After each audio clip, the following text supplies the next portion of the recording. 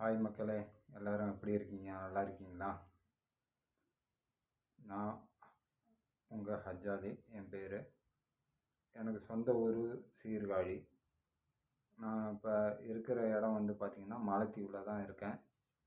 மாலத்தீவில் மாலைங்கிற ஒரு சிட்டியில் தான் இருக்கேன். இங்கே நான் வரும்போது ஒரு 18 வருஷங்கிட்ட ஆயிடுச்சு இந்த நாட்டுக்கு வந்து. இடையில ஒன் இயருக்கு ஊருக்கு போயிட்டு வருவேன். ஆனால் வெளிநாட்டு வாழ்க்கை கிடைக்கிறது ஒரு சில பேருக்கு அமையும், ஒரு சில பேருக்கு அமையாது. நானும் ஒரு ஏஜென்ட் மூலயமா தான் வந்தேன். எனக்கு செட் ஆகிடுச்சு. ஒரு சில பேருக்கு ஏஜென்ட் மூலயமா வந்து ஏமாந்துலாம் போகிறாங்க. நல்லா விசாரிச்சுக்கிட்டு வாங்க மாலத்தீவுக்கு. நல்ல ஒரு நாடு, எந்த ஒரு இதுவும் இல்லை, நல்ல சுற்றுலா ஏரியா தான்.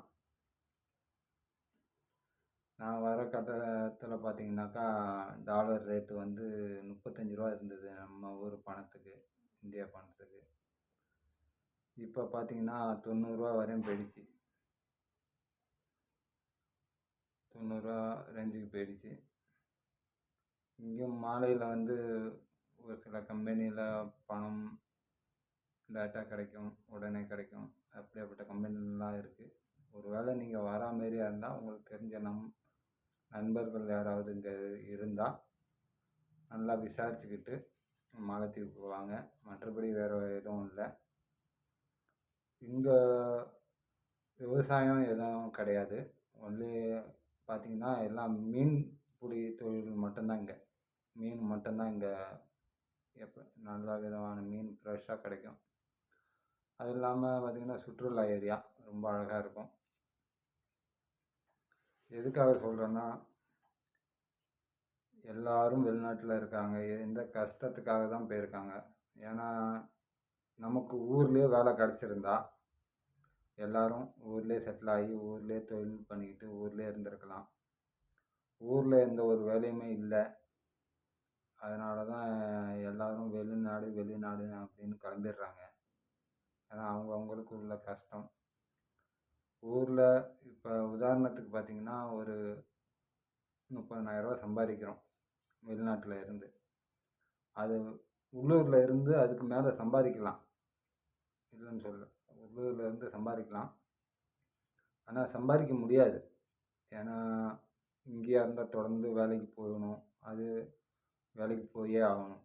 அது ஊரில் இருந்தால் அது மாதிரிலாம் போக முடியாது. கல்யாணம் வரும், காது குத்து வரும், எல்லா விஷயமும் வரும். அதுக்கும் லீவ் போடுற மாதிரி வரும். அதனால் இந்த சம்பாதிக்கிறதுக்கும் கொஞ்சம் கஷ்டம். ஃப்ரெண்டு கூட போவோம், அந்தமாரி இதெல்லாம் இருக்குது. அதனால் பணங்கிறது சேமித்து வைக்கிறதுக்கு முடியாது. வெளிநாடுன்னு வந்தோம்னா ஒரு 20,000மோ 30,000மோ சம்பாதிச்சா அது ஒரு அமௌண்ட்டு அப்படியே இருக்கும். இப்பயும் பார்த்திங்கன்னா ஊர்லேயே நல்லா சம்பாதிக்கிற ஆள் இருக்குது, சம்பாதிச்சும் கையில் நிற்காது. அதனால தான் எல்லாம் வெளிநாடு வர்றது. வெளிநாட்டுக்கு வந்து எல்லாத்தையும் விட்டுட்டு, ஃபேமிலியை விட்டுட்டு இங்கே வந்து கஷ்டப்பட்டு சம்பாதிக்கிறதெல்லாம் யாருக்கு? வீட்டுக்கு தானே. அது இல்லாமல் ஒரு சில பேர்லாம் சொல்லுவாங்க, வேணாப்பா வெளிநாட்டில் இருக்கான் நல்லா சம்பாதிக்கிறான் அப்படி இப்படின்ட்டு. சம்பாதிக்கலாம், இதே சம்பளம் ஊர்லேயும் நல்லா சம்பாதிக்கலாம். ஊரில் சம்பாதிச்சா அது பேர் தெரியாது. வெளிநாட்டில் அதே சம்பளம் வெளிநாட்டில் சம்பாதிச்சா அது ஒரு இதுதான், கெத்து தான். என்ன சொல்கிறது, நீங்கள் 20,000மே ஊரில் சம்பாதிக்கிறத உங்கள் வெளிநாட்டுக்கு வந்து சம்பாதிச்சிங்கன்னா அது ஒரு கெத்து தான். நீங்களும் வாங்க அப்படின்னு நான் சொல்லலை, அது உங்கள் விருப்பம். ஒரு 4 காசு சேர்த்து வைக்கணும் அப்படின்னு நினச்சா வெளிநாட்டுக்கு வந்து சம்பாதிச்சா தான் முடியும். உள்ளூரில் இருந்துக்கிட்டு ஒன்றும் பண்ண முடியாது. இப்போ உள்ளூர்லலாம் பார்த்திங்கன்னா விலைவாசிலாம் அதிகமாக போயிடுச்சு. நானும் ஒரு ட்ரிப்பாக நினைப்பேன், ஊரில் போய் செட்டில் ஆகும். 18 வருஷம் ஆகிடுச்சி, ஊரில் போய் செட்டில் ஆகும் அப்படின்ட்டு. போகும்போது பார்த்திங்கன்னா அடுத்த பிரச்சனை வந்துடும். இதுக்கு பணம் கட்டணும், அதுக்கு பணம் கட்டணும். இந்த வருஷம் போயிட்டு வந்துடுவோம், அடுத்த வருஷம் லீவ் எடுப்போம்.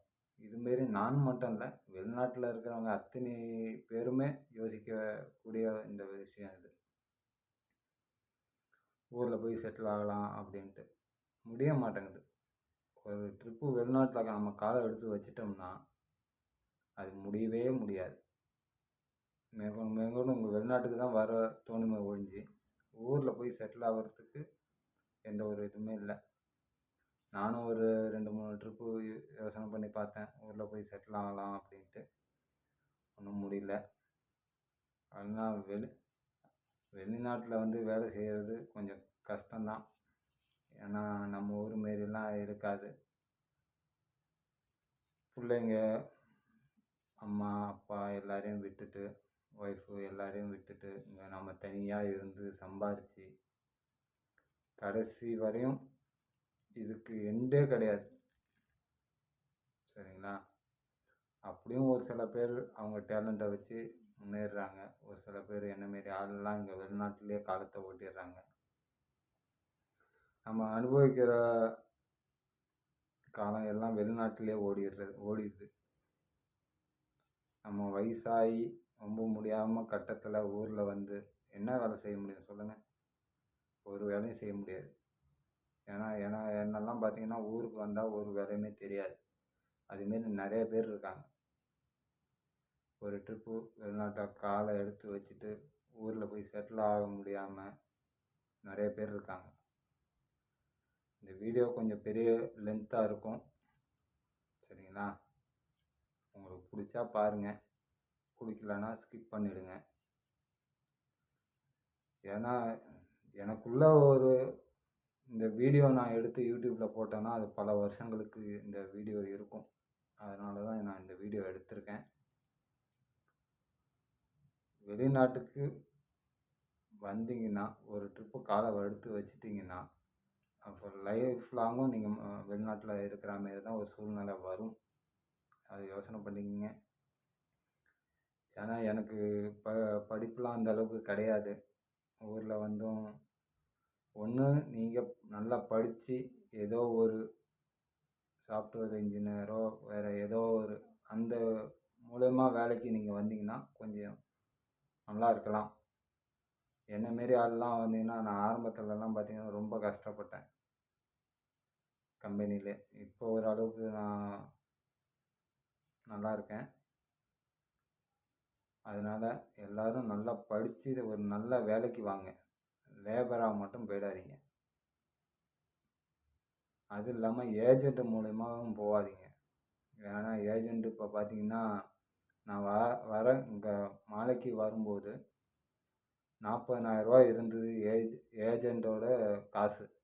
இப்போ பார்த்தீங்கன்னா எந்த நாட்டிலையுமே இல்லாத இந்த நாட்டுக்கு மட்டும் எப்படியும் 1,20,000 ஏஜென்ட் காசு மட்டும் கொடுத்து வராங்க.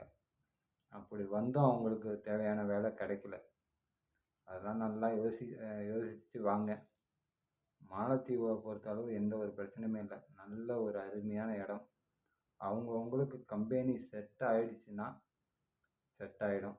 செட் ஆகலை அப்படின்னா ஒன்றும் பண்ண முடியாது.